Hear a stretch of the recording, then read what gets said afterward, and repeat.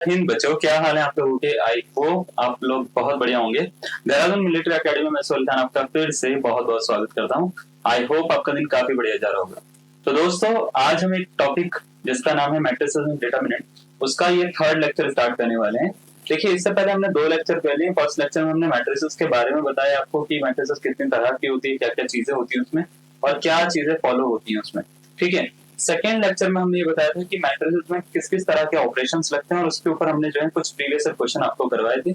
अगर आपने जाके नहीं देखा तो आप बिल्कुल जाके देखिएगा। ये हमारा थर्ड लेक्चर है, इसमें हम बताएंगे मैट्रिसेस में और कितने अलग अलग तरह के टाइप होते हैं। तो इसमें ऑपरेशन के साथ साथ जो होते हैं कुछ टाइप डिपेंड करते हैं, मतलब कुछ ऑपरेशन है, पर्टिकुलर ऑपरेशन जिसके बेसिस पे मैट्रिसेस के कुछ टाइप बनाए जाते हैं। जिसमें सबसे पहला टाइप होता है बच्चे, या सबसे पहला ऑपरेशन होता है बच्चे ट्रांसपोज ऑफ अ मैट्रिक्स। किसी मैट्रिक्स का ट्रांसपोज कैसे निकालते हैं।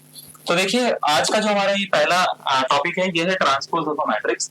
इसमें क्या होता है मैं पहले आपको बता देता हूँ। देखो, ट्रांसपोज होता क्या है, सबसे पहले तो हमारे को ये पता होना चाहिए। अगर कोई भी मैट्रिक्स हमारे को दे रखी है ए इज इक्वल टू ए आई जे, ए आई जे कोई मैट्रिक्स है, उसका ऑर्डर है एम क्रॉस एन। तो इसका जो ट्रांसपोज होता है उसको या तो हम ए रेस टू पावर टी से, या बच्चे हम क्या करते हैं ए के ऊपर ऐसे डैश लगा देते हैं, इससे दिखाते हैं। मतलब ए की पावर या तो टी लिख दो तो भी ट्रांसपोज है उसका मतलब, या ए के ऊपर क्या लगा दो ऐसे डैश लगा दो तो भी क्या है उसका मतलब ट्रांसपोज है। तो जब भी हम इसका ट्रांसपोज करेंगे तो इसका जो मैट्रिक्स बनेगी वो एक ऐसी मैट्रिक्स बनेगी जिसका ऑर्डर क्या होगा, चेंज हो जाएगा। एम क्रॉस एम का ऑर्डर हो जाएगा और यहाँ पे एलिमेंट की जो पोजीशन है, सपोज करो एक मैट्रिक्स आएगी बी आई जे, ठीक है, और इसका ऑर्डर क्या हो जाएगा, एन क्रॉस एम हो जाएगा। अब इसका मीनिंग क्या है, मैं आपको थोड़ा सा ऐसे समझाता हूँ। सपोज करिए आपको आपके पास में एक मैट्रिक्स है ए इज इक्वल टू 1 2 3 4 5 7, ठीक है। इसका ऑर्डर अगर मैं आपसे पूछूंगा कितना है तो आप बोलेंगे सर इसका जो ऑर्डर है इसमें 2 रोज है सर और 3 क्या है बच्चे, कॉलम है। तो इसका ऑर्डर जो है वो 2 क्रॉस 3 है सर, 2 क्रॉस 3 इसका ऑर्डर है। अगर मैं इसका ट्रांसपोज निकालूं तो ट्रांसपोज का मतलब क्या है, पहले तो आप ये समझिए। ट्रांसपोज का मतलब है रो को कॉलम में कन्वर्ट करना और कॉलम को किस में कन्वर्ट करना, रो में कन्वर्ट करना। तो अगर आप रो को कॉलम में और कॉलम को रो में कन्वर्ट कर देते हो तो उसी चीज को हम बोलते हैं मैट्रिक्स का ट्रांसपोज करना। अब सर ये कैसे करते हैं, जैसे कोई मैट्रिक्स आपको दे रखी है, इसका ट्रांसपोज आपको निकालना है, ये मैट्रिक्स आपको दे रखी है, इसका ट्रांसपोज निकालना है। तो इसका मतलब ये है इसका आपको ट्रांसपोज निकालना है 1 2 3 4 5 7 का। इसका क्या निकालना है, आपको ट्रांसपोज निकालना है। तो ट्रांसपोज निकालने का तरीका ये होता है, जो ये रो में एलिमेंट दिख रहे हैं ना आपको, क्या दिख रहे हैं 1 2 3, इसको ऐसे कॉलम में कन्वर्ट करना है बस आपको। ठीक है, ये 4 5 7 दिख रहा है तो ये 4 5 7। तो ये जो मैट्रिक्स बनी है नई वाली, इसको बोलते हैं ए का ट्रांसपोज। तो ट्रांसपोज का मीनिंग क्या है, आप क्या कर रहे हो, जो भी रो के एलिमेंट है उसको कॉलम में कन्वर्ट कर रहे हो, जो भी रो के एलिमेंट है उसको कॉलम में कन्वर्ट कर रहे हो, या कॉलम के एलिमेंट को रो में कन्वर्ट कर रहे हो। तो आप ऐसा समझिएगा, रो कॉलम में और कॉलम रो में कन्वर्ट हो जाती है। ठीक है। अब इसमें होता क्या है कि जब भी हम ऐसा ट्रांसपोज करते हैं तो इसमें एक चीज बड़ी हैम्पर होती है, वो होती है मैट्रिक्स का ऑर्डर। तो अभी जो मैट्रिक्स का ऑर्डर है वो है 2 क्रॉस 3। अगर मैंने इसका ट्रांसपोज करा तो ऑर्डर जो है बच्चा वो हो जाता है 3 क्रॉस 2, यानी ऑर्डर बिल्कुल चेंज हो जाता है। बात समझ में आ रही है, क्लियर है इतनी, है ना। तो जब भी आपको ट्रांसपोज करना होगा इस तरीके से हम ट्रांसपोज करते हैं। ट्रांसपोज को दिखाने के तरीके 2 होते हैं, तो ये वाला एक डैश भी लगाते हैं कई बार। अब क्या होता है, जब भी हम ट्रांसपोज सीख जाते हैं किसी मैट्रिक्स का निकालना कि ट्रांसपोज कैसे निकालते हैं, इसके ऊपर अलग अलग तरह की मैट्रिक्सेस या अलग अलग तरह की प्रॉपर्टीज जो होती है वो फॉलो होती है कई सारी मैट्रिक्सेस में। तो उन्हीं के ऊपर हम बात करने वाले हैं। देखो, सबसे पहले जो इसमें आता है वो टॉपिक आता है ट्रांसपोज के अंदर ही, ये आता है प्रॉपर्टीज ऑफ ट्रांसपोज। ठीक है, प्रॉपर्टीज ऑफ ट्रांसपोज मतलब ट्रांसपोज क्या क्या प्रॉपर्टी फॉलो करता है ये बताया जाता है उसमें।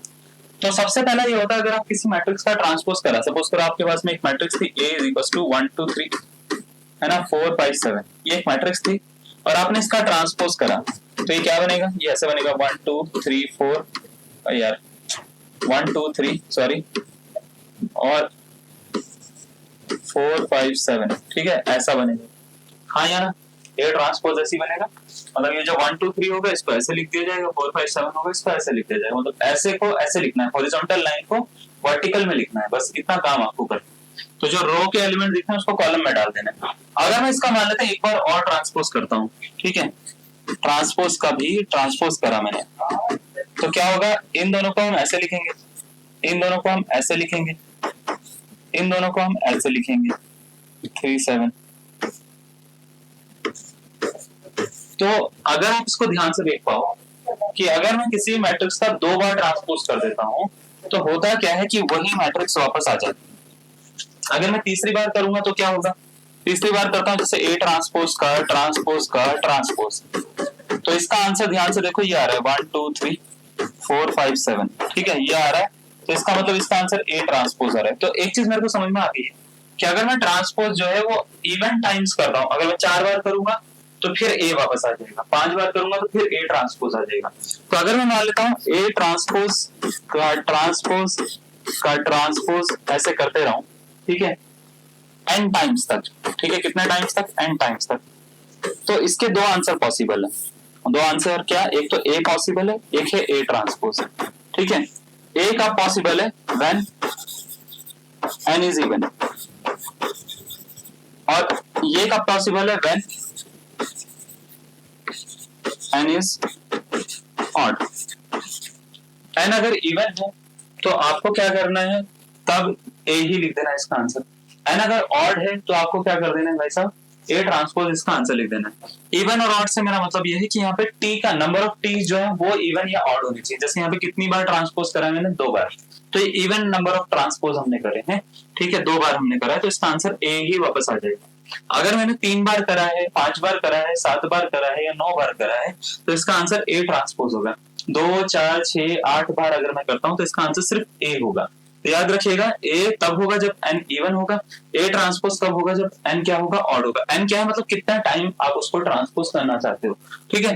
तो यहाँ पे देखो पहली प्रॉपर्टी यही लिखी हुई है कि अगर आप किसी भी, एक मिनट, अगर आप जो है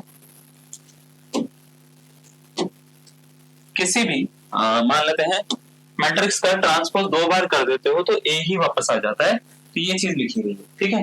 तो ए ट्रांसपोज का ट्रांसपोज क्या होता है बच्चे, ए होता है, यहाँ पे ये लिखा गया। आपको प्रॉपर्टी समझ में आ रही है मैं क्या बोल रहा हूँ, पक्का क्लैरिटी आ रही है, ठीक है। सेकंड प्रॉपर्टी ये होती है कि जो ट्रांसपोज होता है ना उसका प्लस माइनस पे कोई ज्यादा इफेक्ट पड़ता नहीं है। अगर आपको ब्रैकेट ओपन करना है, जैसे मान लेते हैं होल ब्रैकेट पे ट्रांसपोज लग रखा है, ए प्लस बी का ट्रांसपोज है होल, या ए माइनस बी का ट्रांसपोज है होल होल, तो उस केस में आप कुछ नहीं करना। इसका मीनिंग ये होता है आपको ए का भी ट्रांसपोज करना है और बी का भी ट्रांसपोज करना है प्लस लगा के, और इसका मीनिंग होता है आपको ए का भी ट्रांसपोज करना है और माइनस लगा के बी का भी ट्रांसपोज करना है। यानी जब भी आप ब्रैकेट खोलते हो प्लस में या माइनस में तो ऑर्डर पे कोई इफेक्ट नहीं पड़ेगा या इस पर ज्यादा इफेक्ट नहीं पड़ेगा। इसका ए प्लस बी का whole transpose A transpose plus B transpose के इक्वल आ सकता है, ए माइनस बी का whole transpose A transpose minus B transpose के इक्वल आ सकता है। ये जो मैंने लिखा है ना, इसमें प्लस माइनस दोनों के सिंबल दिख रहे हैं, इसका मतलब ये प्रॉपर्टी प्लस के लिए भी फॉलो होती है, ये प्रॉपर्टी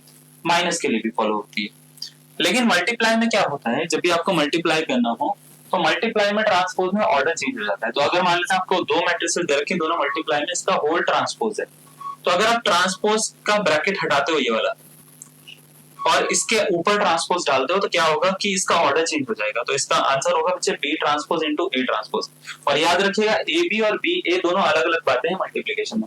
अगर आप ए इंटू बी निकाल रहे हो तो उसका आंसर अलग आ सकता है, और बी इंटू ए निकाल रहे हो तो उसका आंसर अलग आ सकता है, ठीक है। तो दोनों अलग अलग बातें होती हैं, तो इसकी वजह से ट्रांसपोज के आंसर अगर इक्वल करने हैं आपको तो याद रखिएगा ये प्रॉपर्टी फॉलो होती है। तो ए बी का होल ट्रांसपोज किसके इक्वल होता है, B transpose into A transpose. अगर सपोज करो सर बहुत सारे आगे इसमें, जैसे ए बी सी डी, इसका होल ट्रांसपोज आ गया तो कैसे खोलेंगे सर। तो इसका देखो, इसका ट्रांसपोज अगर आ गया तो इसका ट्रांसपोज ओपन करने का तरीका होगा, सबसे पहले पीछे वाले से स्टार्ट करो, बी फिर बी लिखो, सी लिखो, फिर बी लिखो, फिर ए लिखो। तो डी सी बी ए इसका क्या होगा, आंसर होगा D transpose C transpose. Multiply में है सारे के सारे, ठीक है ना, ये सारे क्या है मल्टीप्लाई में। तो D transpose into C transpose into A, B transpose into A transpose, इसका क्या होगा आंसर हो जाएगा बच्चे। तो याद रखिएगा ट्रांसपोज का काम क्या है। अगर मान लेते हो मल्टीप्लीकेशन में है तो ऑर्डर चेंज हो जाएगा, एडिशन और सब्ट्रैक्शन में ऑर्डर चेंज नहीं होता। फिर अगर मान लेते कोई कांस्टेंट नंबर है, ठीक है, आपने उसको ब्रैकेट के अंदर कॉमन आ सकता है वो, ठीक है ना। कांस्टेंट का मतलब ये होता है कोई नंबर कॉमन आ रहा है किसी मैट्रिक्स में से, आपने होल ट्रांसपोज कर रखा है तो कॉमन ले लो, उस पर कुछ फर्क नहीं पड़ेगा, आप ए का ट्रांसपोज करिएगा खाली। नंबर पे ट्रांसपोज का इफेक्ट नहीं पड़ता, ठीक है, नंबर पे ट्रांसपोज का इफेक्ट नहीं पड़ता, मैट्रिक्स पे पड़ता है, ठीक है। नेक्स्ट ये वाली जो प्रॉपर्टी है यही है जो ऊपर लिखी है मैंने, जब आपको सारी चीजें मल्टीप्लाई में दे रखी हो और उसका होल ट्रांसपोज हो तो ऑर्डर चेंज हो जाता है और पीछे से स्टार्ट होता है। पीछे से मतलब जैसे DCBA था ना, तो यहाँ से स्टार्ट होगा, फिर ये लिखा जाएगा, ऐसे करते करते करते फिर 3 2 1 इसका ट्रांसपोज होगा सारा का सारा। ठीक है, नेक्स्ट देखिए, आइडेंटिटी मैट्रिक्स ऐसी मैट्रिक्स होती है जिसका ट्रांसपोज करो, जिसका इनवर्स करो, जिसका कुछ भी करो, पावर कितनी भी करो, आंसर वही आता है। यानी आइडेंटिटी मैट्रिक्स का कभी भी ट्रांसपोज करना हो तो इसका आंसर क्या होगा, ऑलवेज आइडेंटिटी मैट्रिक्स होगा। ठीक है, ट्रेस पे ट्रांसपोज का इफेक्ट नहीं पड़ता। ट्रेस का मतलब होता है कि जब भी आपको कोई मैट्रिक्स दे रखी है, जैसे ये मैट्रिक्स दे रखी है, तो इसके डायगोनल एलिमेंट का सम, उसको ट्रेस बोलते हैं। तो इसका अगर मैं ट्रांसपोज करूंगा तो भी मतलब सपोज करो मैंने इसका ट्रेस निकालना है, ट्रेस का मतलब क्या होता है, इसके डायगोनल एलिमेंट को ऐड करके क्या आ रहा है। तो अगर मैं आपसे पूछूंगा ट्रेस ऑफ ए क्या आ रहा है यहाँ पे इस मैट्रिक्स में, तो आप बोलेंगे सर इसका डायगोनल एलिमेंट है 1 और 5, तो 1 + 5, 1 + 5 कितना होता है 6, ये इसका ट्रांसपोज है ना। तो अगर मैं आपसे पूछता हूँ ट्रेस ऑफ ए ट्रांसपोज बताओ कितना होगा, तो आपको क्या करना है, इसके डायगोनल एलिमेंट का सम करना है। ये है डायगोनल एलिमेंट, ये है डायगोनल एलिमेंट, तो 1 + 5 ये भी 6 ही आ रहा है। तो ट्रेस ए ट्रांसपोज का कोई इफेक्ट नहीं पड़ता। अगर आप ए का ट्रेस निकाल रहे हो या ए ट्रांसपोज का ट्रेस निकाल रहे हो, दोनों के आंसर सेम ही आते हैं। ए ट्रांसपोज का भी ट्रेस इतना ही है, ए का ट्रेस भी इतना ही है। बात समझ में आ गई? ठीक है, तो दोनों का ट्रेस जो होता है वो सेम ही होता है, ए ट्रांसपोज का भी और ए का भी। यहां तक का आप नोट कर लो। फिर पहले मैं प्रॉपर्टीज पूरी कर लेता हूँ, उसके बाद मैं क्वेश्चन स्टार्ट करूंगा। ठीक है ना, पहले आप इसको नोट कर लो।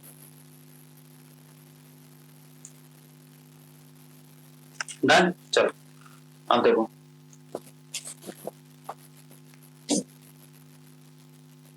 चलिए अगर आपको इतना समझ में आ गया, प्रॉपर्टीज के ऊपर ये क्वेश्चन दिख रहा होगा आपको। ठीक है, आपसे बोल रखा है which of the following matrix equation is not correct. कौन सी इक्वेशन करेक्ट नहीं है बताओ चारों में से। ठीक है, option number A, B, C या डी। ए बी का whole transpose A transpose into B transpose होता है। ए बी सी का whole transpose C transpose into B transpose into A transpose होता है। ए प्लस बी का whole transpose A transpose plus B transpose होता है। Lambda ए का whole transpose lambda ए का ट्रांसपोज होता है। ये चारों में से एक कौन सा करेक्ट नहीं है आपसे पूछा गया, तो कौन सा करेक्ट नहीं है, ऑप्शन नंबर, बहुत बढ़िया, ए इसका करेक्ट आंसर नहीं है। क्यों नहीं है, क्योंकि मुझे ये पता है ये जो आंसर होता है ए बी का होल ट्रांसपोज कभी भी निकालोगे, ट्रांसपोज करने पे क्या होता है, ऑर्डर चेंज हो जाता है। मल्टीप्लीकेशन में ऑर्डर चेंज हो जाता है, तो इसका आंसर क्या होगा, B transpose into A transpose. अब आप बोलेंगे सर इसकी जरूरत है कि सब कुछ पढ़ने की, बिल्कुल जरूरत है। वैसा मैट्रिक्स एक ऐसा चैप्टर है जिसमें आपके बेसिक के ऊपर बहुत ज्यादा क्वेश्चन आते हैं, बहुत ही ज्यादा आते हैं, मतलब आप सोच भी नहीं सकते। आपको अगर बेसिक नहीं आता ना, आप कैलकुलेशन करके सॉल्व नहीं कर सकते मैट्रिसेस के क्वेश्चन एग्जाम में। उसका रीजन ये है, उनको ही पता है कि तुम कैलकुलेशन तो यार क्लास 10 से सीखना शुरू कर देते हैं ICSE बोर्ड वाले बच्चे। CBSE वाले बोर्ड वाले हो अगर आप, तो क्लास 12 में आपका मैट्रिसेस आएगा। ICSE बोर्ड में क्लास 10th में जो है वो मैट्रिसेस आता है, जिसमें प्लस माइनस सिखा देते हैं, मल्टीप्लिकेशन सिखा देते हैं। तो तुम्हारे पास में है क्या फिर, है ना। तो ये नहीं करना होता हमारे को क्या करना होता है, हमारे को ये सब चीजें सीखनी होती है जहाँ पे उसकी प्रॉपर्टी कहाँ कहाँ पे सेटिस्फाई होती है, कहाँ पे नहीं होती, और क्या क्या कंडीशंस उसमें बन सकती है, और आपके एग्जाम में वही पूछा जाएगा। ठीक है ना, क्लियर है। चलो आप पेपर उठा के देख लीजिए, आपको पता लग जाएगा स्टेटमेंट बेस्ड कितने क्वेश्चन आते हैं इस पर। मैट्रिसेस में स्टेटमेंट बेस्ड क्वेश्चन ज्यादा है। ठीक है, ये कोई 2020 का एग्जाम नहीं है। ठीक है, जब अच्छे क्वेश्चन या इजी क्वेश्चन आया करते थे इसमें, भूल जाओ, चला गया वो जमाना। ठीक है, अब इधर ध्यान से देखो। नेक्स्ट देखो, नेक्स्ट है symmetric matrix.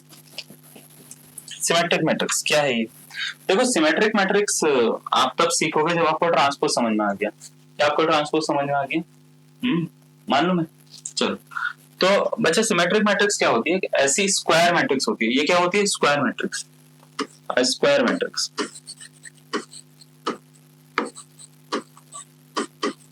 Square matrix. Symmetric matrix क्या होती है, एक तरह की स्क्वायर मैट्रिक्स होती है जो एक कंडीशन सेटिस्फाई करती है कि इसका कभी भी हम ट्रांसपोज करें तो वो इसी के इक्वल आ जाता है, यानी ए का ट्रांसपोज ए के ही इक्वल आ जाता है। इसका मीनिंग क्या है, देखो सर ऐसा समझ में नहीं आता। सपोज करो एक मैट्रिक्स है हमारे पास में, मैंने लिख दिया, मान लेते हैं यहाँ पे 1 2 2 1। ठीक है, 1 2 2 1। ठीक है, कुछ भी 2 1 भी ना लिखो, कुछ भी लिखो, 2 3 लिख दो, क्या फर्क पड़ता है, 2 3 लिख दो, 1 2 2 3। ठीक, एक मैट्रिक्स मैंने ये लिख दी। ये मैट्रिक्स एक सिमेट्रिक मैट्रिक्स होगी जब ये स्क्वायर होनी चाहिए। क्या ये स्क्वायर मैट्रिक्स है? हाँ बिल्कुल है। दूसरी कंडीशन ये है कि इसको इसका ट्रांसपोज जब निकालोगे वो इसी के इक्वल आना चाहिए। अब मैं इसका ट्रांसपोज निकाल के देखता हूँ। चलो ट्रांसपोज निकालूंगा तो इन दोनों को उठा के ऐसे लिखना है, मतलब 1 2 ये वाले जो हैं इसको ऐसे लिखना है, फिर 2 3 जो है ये वाले इसको ऐसे लिखना है। अब मुझे चेक करना है कि इसका जो आंसर है, मैंने देखो इसको ऐसे लिखा है, इसको ऐसे लिखा है, तो क्या अभी भी इसका आंसर पुराने वाले के जैसा ही आ रहा है? पुरानी मैट्रिक्स ही बन रही है, यानी ए के जैसा ही आ रहा है क्या? आप बोलेंगे हाँ सर ए के जैसा ही आ रहा है इसका आंसर। तो ऐसी मैट्रिक्स जिसका ट्रांसपोज इसी के इक्वल आ जाए उस मैट्रिक्स को हम बोलते हैं सिमेट्रिक मैट्रिक्स। क्या बोलते हैं? Symmetric matrix. अब इसमें देखो ये 2x2 की भी हो सकती है, 3x3 की भी हो सकती है, 4x4 ऑर्डर की भी हो सकती है। जैसे 3x3 की बनानी है, सपोज करो कोई बी मैट्रिक्स में बना रहा हूँ, ठीक है, ऐसे बना रहा हूँ 1 2 3, ठीक है, 2 4 5 3 1 3 5 सपोज करो 1, ऐसे मैंने डाल दी। अब मैं इसको ना, ये एक तरह की सिमेट्रिक मैट्रिक्स है। क्या सर आप याद करके आए हो सिमेट्रिक मैट्रिक्स यही होगी? नहीं, मैं याद नहीं करके आया, मेरे को पैटर्न पता है। मैं अभी आपको बताता हूँ सिमेट्रिक मैट्रिक्स पैटर्न के अकॉर्डिंग कैसे देखते हैं, ठीक है ना। तो सपोज करो इसका ट्रांसपोज में निकाल रहा हूँ, तो ट्रांसपोज निकालूंगा, देखो क्या आएगा, 1 2 3 1 2 3 ऐसे लिख दो, 2 4 5 2 4 5 ऐसे लिख दो, 3 5 1 3 5 1 ऐसे लिख दो। मतलब मैं ये वाले उठा के ऐसे लिख रहा हूँ, आप समझ पा रहे हैं, है ना, ये वाले उठा के ऐसे लिख रहा हूँ। तो ऐसे लिख रहा हूँ, तो अब ध्यान से देखो ये तो ऊपर वाले ही वापस आ गया, जबकि मैंने उठा के ऐसे, मतलब रो वाले को उठा के मैंने कॉलम में डाला है, बट फिर भी आंसर ऊपर वाला ही आ गया। तो ये क्यों हो रहा है और कैसे हो रहा है? क्या सिमेट्रिक मैट्रिक्स ऐसी कोई प्रॉपर्टी सेटिस्फाई करती है क्या? मतलब ये तो मुझे पता है कि ये ए ट्रांसपोज ए के इक्वल आता है, ये बी ट्रांसपोज बी के इक्वल आता है, लेकिन इसको बनाए कैसे, कैसे पता लगाए देखते ही कोई मैट्रिक्स सिमेट्रिक है? ऐसी क्या प्रॉपर्टी है उसमें कि सर आपने भी बना दी एकदम से, बिना सोचे बना दी, है ना? क्या करा आपने ऐसा कि आपको पता लग गया था पहले ही बिना सॉल्व करे कि ये सिमेट्रिक है? देखो इसका एक कारण है, कभी भी कोई भी सिमेट्रिक मैट्रिक्स होती है ना, तो उसमें अपोजिट एलिमेंट्स जो होते हैं वो ऑलवेज इक्वल होते हैं। डायगोनल एलिमेंट कुछ भी हो कुछ फर्क नहीं पड़ता, ये डायगोनल कुछ भी हो कुछ फर्क नहीं पड़ता, 1 4 1 हो, कुछ भी हो, 100 हो, कुछ भी लिखा हो, लेकिन जो अपोजिट एलिमेंट होंगे वो ऑलवेज सेम होते हैं। देखना जरा, यहाँ पे 2 लिखा है तो यहाँ पे भी 2 लिखा है, 3 लिखा है तो इसके सामने भी 3 लिखा है, 5 लिखा है तो इसके सामने भी क्या लिखा है, 5 लिखा है। यानी अगर एक सिमेट्रिक मैट्रिक्स 3 ऑर्डर की है तो इसमें 6 सेम एलिमेंट हो सकते हैं। 6 मतलब सेम एलिमेंट का मतलब ये है कि सेम नहीं, डिफरेंट एलिमेंट हो सकते हैं। 6 डिफरेंट एलिमेंट हो सकते हैं, 3 एलिमेंट जो होंगे वो उसके पेयर ही होंगे। जैसे ये वाला इसका पेयर बन रहा है, ये वाला इसका बन रहा है, ये वाला इसका पेयर बन रहा है, बाकी डिफरेंट एलिमेंट कितने? 6 हैं, है ना। तो कोई भी मैट्रिक्स सिमेट्रिक है या नहीं है, जैसे अगर आपको ये पता लगाना है कि 1 2 3 है ना, 2 7 5 2 7 8 और मान लेते हैं यहाँ पे 3 8 7, मैंने पूछा है सिमेट्रिक है या नहीं। बस आपको क्या करना है, ये देखना है क्या ये सेम है, क्या ये सेम है, क्या ये सेम है। हाँ, इस वाले से कोई मतलब नहीं है बीच में क्या लिखा हुआ है, अगर ये सेम है तो ये सिमेट्रिक है। ठीक है, बात समझ में आ गई? तो ये होता है तरीका सिमेट्रिक मैट्रिक्स देखने का। अब सिमेट्रिक मैट्रिक्स आपको देखने समझ में आ गई तो आपको ये समझ में आया होगा कि यहाँ पे ना कुछ डिफरेंट एलिमेंट भी होते हैं, सारे सेम एलिमेंट नहीं होते, पेयर सेम होते हैं, बाकी डिफरेंट होते हैं। जैसे यहाँ पे अगर हम बात करें तो ये 3 3 6 एलिमेंट क्या है, डिफरेंट है। देखो 1 4 1 5 2 3, 1 2 बार आ रहा है, कोई बात नहीं, ठीक है, लेकिन मैक्सिमम अगर मैं बात करूं तो मैक्सिमम डिफरेंट एलिमेंट यही आएंगे कि डायगोनल के एलिमेंट हो जाएंगे और क्या हो जाएंगे, ऊपर या नीचे के कोई भी एलिमेंट काउंट कर लो तो मैक्सिमम। वैसे तो सारे के सारे एलिमेंट सेम भी हो सकते हैं, लेकिन अगर डिफरेंट एलिमेंट निकाला जाए तो मैक्सिमम डिफरेंट एलिमेंट बच्चे ये ट्राइंगल बनाते हैं, वही होते हैं। ठीक है, तो कभी भी अगर आपको maximum number of different element in a symmetric matrix निकालना हो तो आपको अपर ट्राइंगुलर या लोअर ट्राइंगुलर मैट्रिक्स में जो जीरोस काउंट करने का जो वो होता था फॉर्मूला, वो आपको यूज करना है। ठीक है, तो क्या होता था, वो होता था nn+1/2, nn+1/2। तो हमको वही फॉर्मूला यहाँ पे लगा देना है। तो कभी भी आपको maximum number of different elements निकालना हो सिमेट्रिक मैट्रिक्स में तो उसका फॉर्मूला होता है nn+1/2। जैसे अगर सपोज करो एक सिमेट्रिक मैट्रिक्स है 3 ऑर्डर की, मुझे पता लगाना है कि इसमें कितने डिफरेंट एलिमेंट हो सकते हैं, तो आप क्या करोगे, n की जगह पे 3 लोगे और लिखोगे 3 3+1/2। तो 3 चौक 12 होते हैं, 12 को 2 से डिवाइड करोगे बच्चे, 6 डिफरेंट एलिमेंट आ सकते हैं, 1 2 3 4 5 6 आ सकते हैं। मैं ये नहीं कह रहा होंगे, आ सकते हैं, मतलब मैक्सिमम इतने ही आ सकते हैं, इससे ज्यादा नहीं आएंगे। ये नहीं होगा डिफरेंट, वो इसलिए नहीं होगा क्योंकि इसका पेयर बनता है। ठीक है, अब दूसरी मैट्रिक्स होती है एंटी सिमेट्रिक मैट्रिक्स। ठीक है। सिमेट्रिक जैसी आपको समझ में आ गई। सिमेट्रिक मैट्रिक्स क्या होती है बच्चे? ऐसी मैट्रिक्स जिसका ट्रांसपोज उसी के इक्वल हो जाए, ठीक है। एंटी सिमेट्रिक मैट्रिक्स क्या होती है, और इसको एक और नाम से भी जानते हैं, स्क्यू सिमेट्रिक भी बोलते हैं इसको, स्क्यू या एंटी, एंटी भी बोलते हैं, एंटी या स्क्यू सिमेट्रिक मैट्रिक्स। अब ये क्या होती है? एक ऐसी मैट्रिक्स होती है जिसका ट्रांसपोज आप निकालो तो वो -a के इक्वल आता है। किसके इक्वल आता है? -a के, मतलब वो यहाँ पे सेम a ही आ जाता है, यहाँ पे -a आता है। फॉर एग्जाम्पल जस्ट सपोज करो एक मैट्रिक्स में बना रहा हूँ, है ना, 0 1 2 -1 0 3 -2 -3 0। तो अगर सपोज करो मैं इसका ट्रांसपोज करता हूँ, तो ट्रांसपोज करो a ट्रांसपोज, देखना जरा क्या होगा। 0 1 2 ऐसे लिखूंगा, 0 1 2 -1 0 3 ऐसे लिखूंगा, -1 0 3, ठीक है। -2 -3 0 -2 -3 0 ऐसे लिखूंगा, हाँ या ना? हाँ, जैसे ये लिखा तो इसमें से मैं माइनस कॉमन ले रहा हूँ सपोज करो, तो ये बन रहा है 0 -1 -2 1 0, ये प्लस का 3 माइनस में कन्वर्ट हो जाएगा। इसी तरीके से माइनस का 2 प्लस में, ये +3 में, ये 0 में कन्वर्ट हो जाएगा। और इसको ध्यान से देखें, माइनस, ये पूरी मैट्रिक्स a ही है, ये वाली, है ना, तो -a के इक्वल आया। तो इसमें हुआ क्या है, इस मैट्रिक्स का ट्रांसपोज निकाला है, -a के इक्वल आ गया। तो ये मैट्रिक्स क्या है बच्चे? स्क्यू सिमेट्रिक या एंटी सिमेट्रिक मैट्रिक्स है। तो एंटी सिमेट्रिक मैट्रिक्स होती क्या है? एंटी सिमेट्रिक मैट्रिक्स ऐसी सिमेट्रिक मैट्रिक्स होती हैं जिनका ट्रांसपोज जो होता है वो वही मैट्रिक्स आता है बट नेगेटिव में, मतलब A ट्रांसपोज A तो आएगा बट नेगेटिव में आएगा, तो -a आएगा। A ट्रांसपोज क्या आएगा? -a के इक्वल है। इसकी एक खास बात होती है। खास बात क्या होती है कि जब भी इसके अपोजिट एलिमेंट, जैसे ये दिख रहा है आपको, या आप देखते हो, तो ये सिमेट्रिक मैट्रिक्स की जैसे एक जैसे नहीं होते, मतलब नंबर तो वही होते हैं बट उनके सिंबल अलग होते हैं। तो मेरे पास में जगह नहीं है तो मैं यहाँ पे लिख देता हूँ opposite elements, opposite elements in skew symmetric matrix, skew symmetric matrix are opposite in sign, ठीक है। जो साइन जो होते हैं उसमें अपोजिट होते हैं, मतलब इसका अगर पॉजिटिव 1 है तो ये नेगेटिव होगा, ये -2 है तो ये +2 होगा, ये -3 है तो ये +3 होगा। तो अगर मान लेते हैं ऐसा है कि सिंबल अलग अलग है, जैसे प्लस लिखा हुआ है, माइनस लिखा हुआ है, प्लस माइनस माइनस प्लस ऐसे लिखा हुआ है, तो ये सिमेट्रिक बन सकती है, एंटी सिमेट्रिक बन सकती है। लेकिन एंटी सिमेट्रिक बनने के लिए सिर्फ यही नहीं होना जरूरी है, इसको एक स्क्वायर मैट्रिक्स होना जरूरी है। एक ऐसी मैट्रिक्स होती है, एक तरह की स्क्वायर मैट्रिक्स होती है, याद रखिएगा। एंटी सिमेट्रिक मैट्रिक्स कैसी होती है बच्चे? एक स्क्वायर मैट्रिक्स होती है। इसको पहली चीज तो स्क्वायर मैट्रिक्स होना जरूरी है, यानी इसमें नंबर ऑफ रोज और नंबर ऑफ कॉलम बराबर एक जैसे होने जरूरी है। दूसरी चीज, इसके जो डायगोनल एलिमेंट होते हैं वो ऑलवेज 0 होने चाहिए। डायगोनल एलिमेंट्स क्या होने चाहिए बच्चे? 0। तो यहाँ पे लिखते हैं diagonal elements of skew symmetric matrix, skew symmetric matrix are always 0, ठीक है। डायगोनल एलिमेंट क्या होते हैं इसके? ऑलवेज 0 होते हैं। ये कुछ पॉइंट्स हैं जो आपको पता होने चाहिए स्क्यू सिमेट्रिक मैट्रिक्स के लिए। डायगोनल एलिमेंट ऑलवेज 0 होंगे, ठीक है। अपोजिट एलिमेंट अपोजिट सिंबल के होंगे, ठीक है। पेयर बना रहे होंगे, ठीक है, लेकिन अपोजिट होंगे, ठीक है। नेक्स्ट, और क्या होता है, कभी भी इसका अगर आप डिटर्मिनेंट निकालोगे, हमने डिटर्मिनेंट आपको पढ़ाया नहीं है लेकिन प्रॉपर्टी बता देते हैं उसकी, कि कभी भी अगर आप क्या करोगे, डिटर्मिनेंट निकालोगे, तो वो ऑलवेज क्या होता है, 2 तरह से आ सकता है। स्क्यू सिमेट्रिक मैट्रिक्स का 2 तरह से डिटर्मिनेंट बनता है, ठीक है। डिटर्मिनेंट, मैं ये प्रॉपर्टी क्यों लिखवा रहा हूँ, ताकि एक ही जगह पे आप सारे लिख लें। मैं इसको दोबारा से रिवाइज करवा दूंगा चलेगा, लेकिन आपको पता होगी कि हमने लिखी है।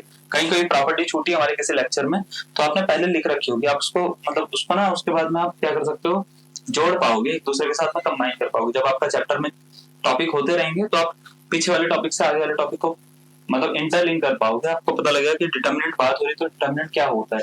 नेक्स्ट चैप्टर में डिटर्मिनेंट ही पढ़ाना है मेरे को नेक्स्ट क्लास में, तो डिटर्मिनेंट क्या होता है, कैसे निकालते हैं, उसका स्क्यू सिमेट्रिक मैट्रिक्स में क्या रिलेशन है, तो आपको पहले से पता लग जाएगा, ठीक है। Determinant of skew symmetric matrix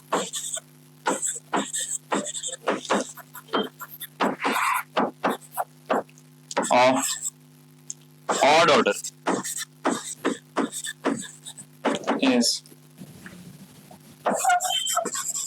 always zero.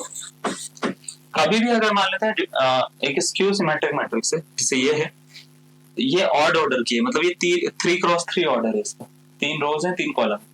तो ऑड ऑर्डर की कभी भी अगर आपको ना एक स्क्यू सिमेट्रिक मैट्रिक्स दे रखी है और इसका डिटरमिनेंट पूछा जाता है, तो याद रखिएगा सॉल्व करने की जरूरत नहीं है, इसका आंसर जीरो।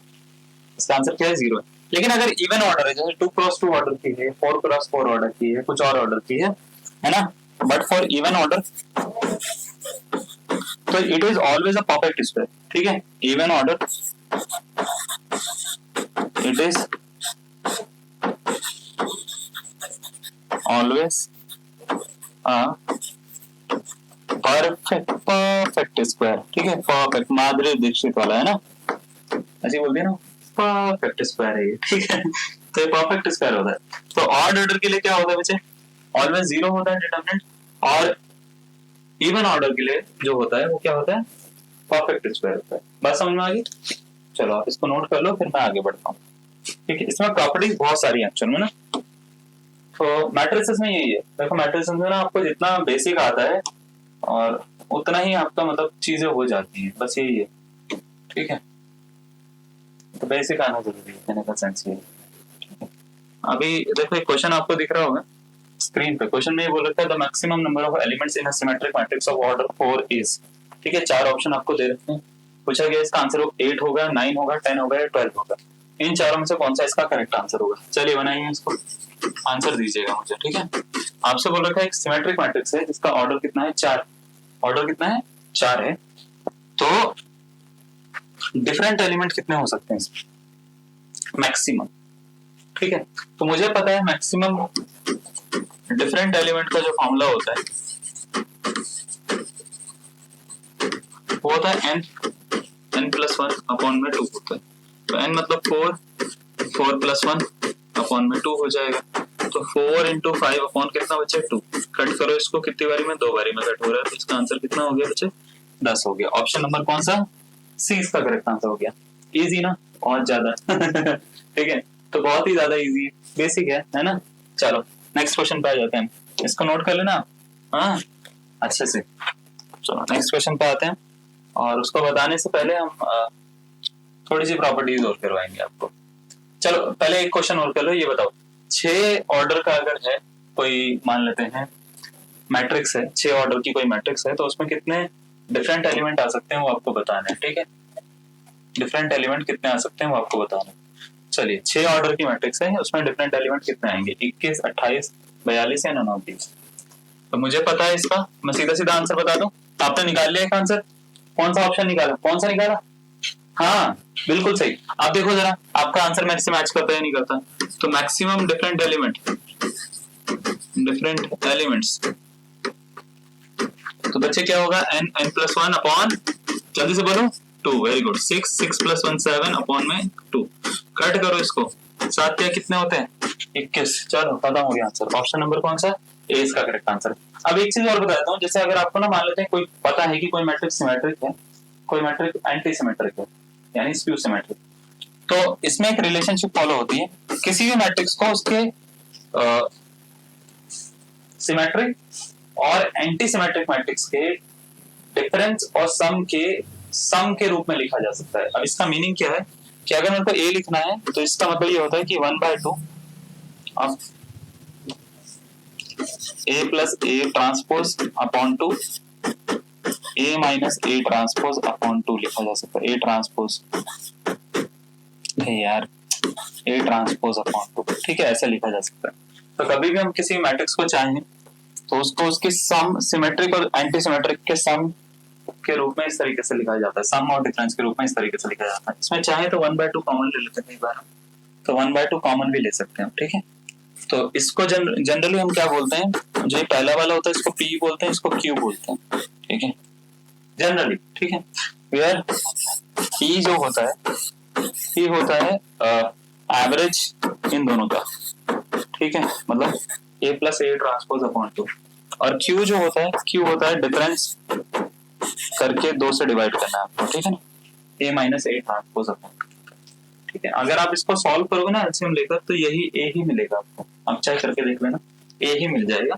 तो इसको किसी मैट्रिक्स को लिखने का ये तरीका होता है सिमेट्रिक और स्क्यू सिमेट्रिक मैट्रिक्स की फॉर्म में। जब आपको लिखना होता है तो ऐसे लिखते हैं। बात समझ में आ गई? कई बार इसके ऊपर क्वेश्चन आते हैं और इसके ऊपर 2023 में क्वेश्चन आए हैं। 2023 में साइन थीटा और कॉस थीटा के टर्म में क्वेश्चन आया था। ठीक है, वो 3 क्वेश्चन थे, 3 में से फर्स्ट क्वेश्चन में इसमें ये वाली प्रॉपर्टी लगनी थी। उसके बाद में जब वो प्रॉपर्टी लग के मैट्रिक्स की वैल्यू निकल जाती तो फिर आगे के 2 क्वेश्चन उसके बाद ही सॉल्व होते। तो अगर आपको ये प्रॉपर्टी नहीं आती है तो आपके आगे के क्वेश्चन भी सॉल्व नहीं होते, यानी आपके जो है 3 क्वेश्चन खत्म हो जाते अगर आपको एक प्रॉपर्टी नहीं आती है तो। ऐसा है इसमें। ठीक है, तो आपको प्रॉपर्टीज आनी चाहिए इसी वजह से। क्लियर है? ये समझ में आ गया? चलो थोड़ी सी प्रॉपर्टीज और बताते हैं कि अगर मान लेते हैं 2 मैट्रिसेस है हमारे पास में, ए और बी, और दोनों क्या है, दोनों सपोज करो दोनों सिमेट्रिक हैं। सिमेट्रिक का मतलब पहले आप समझिए कि अगर मैंने बोला ए सिमेट्रिक है तो ए ट्रांसपोज ए के इक्वल होता है, और बी सिमेट्रिक है तो बी ट्रांसपोज बी के इक्वल होता है। तो कभी मैंने ट्रांसपोज करना है बी का तो बी ही आ जाएगा, ए का ट्रांसपोज करना है तो वो ए ही वापस आ जाएगा।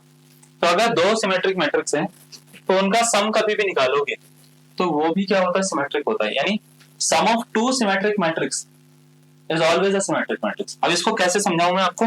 ऐसे समझो कि ए ट्रांसपोज ए के इक्वल है, ए बी ट्रांसपोज बी के इक्वल है। आपको पूछा गया कि क्या A plus B transpose A plus B के इक्वल होगा या नहीं होगा, ये आपसे पूछा गया कि ए प्लस बी जो है क्या वो भी सिमेट्रिक मैट्रिक्स होती है या नहीं होती है। इसका मतलब ये है कि इसका ट्रांसपोज इसके इक्वल आना चाहिए। अब चेक करते हैं ये कैसे आएगा।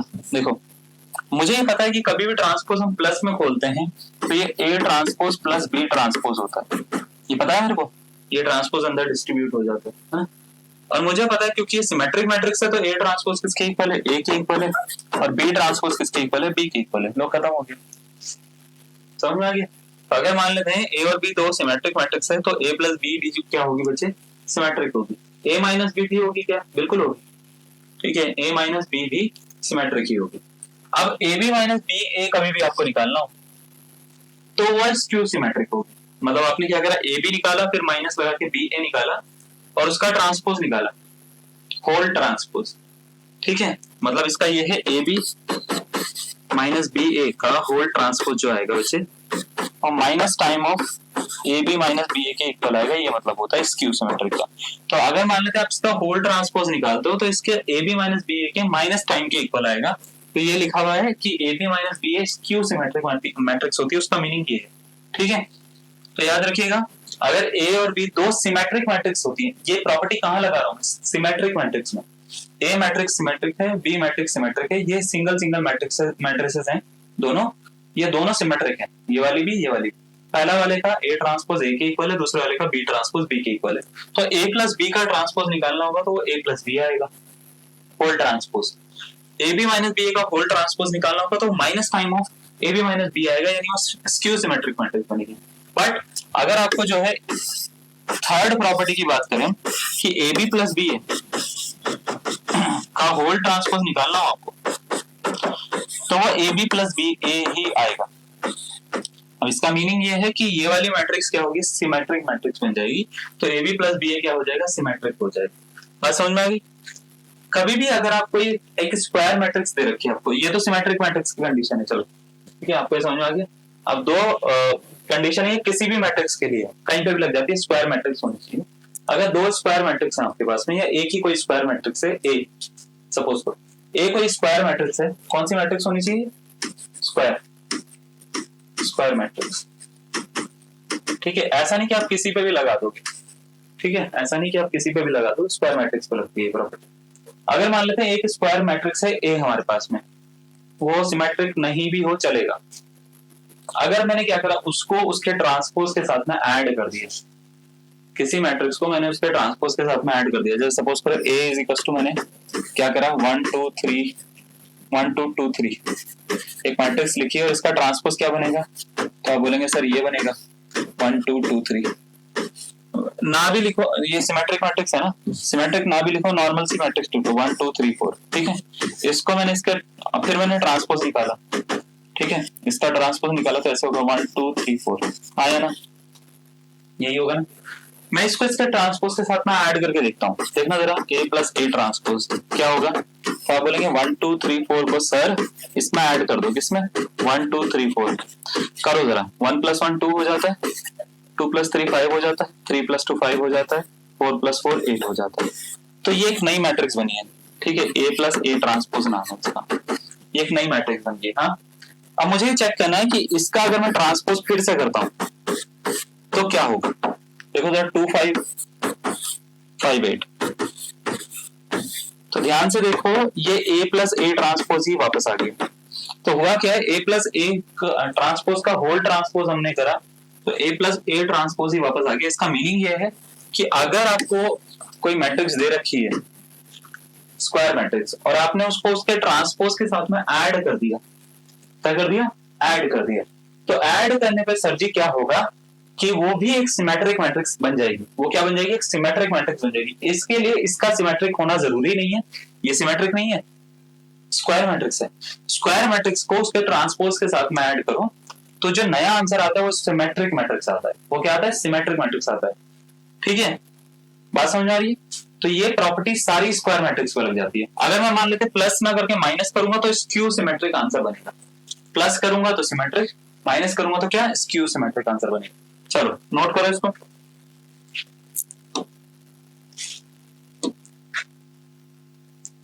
चलो अब कुछ क्वेश्चन दे रहा हूं मैं आपको, ठीक है, आपको ये बताना है, मैंने आपको बेसिक बता दिया है ना, जितना भी ट्रांसपोज का बेसिक है वो मैंने आपको बता दिया है। अब हम क्या करेंगे, इसके ऊपर एक एक करके क्वेश्चन सॉल्व करेंगे। कुछ टॉपिक डिटरमिनेंट से रिलेटेड है, वो हम कल की क्लास में भी करेंगे, ठीक है ना। तो अभी के लिए देखो जरा, हमारे पास में एक क्वेश्चन है, ये रहा। आपसे पूछा गया कि ये जो मैट्रिक्स है ये कौन सी मैट्रिक्स है, जरा बताना देखकर। Option number A symmetric, option number B skew symmetric, option number C non singular, option number D orthogonal. बताओ भाई, क्या डायगोनल एलिमेंट 0 है?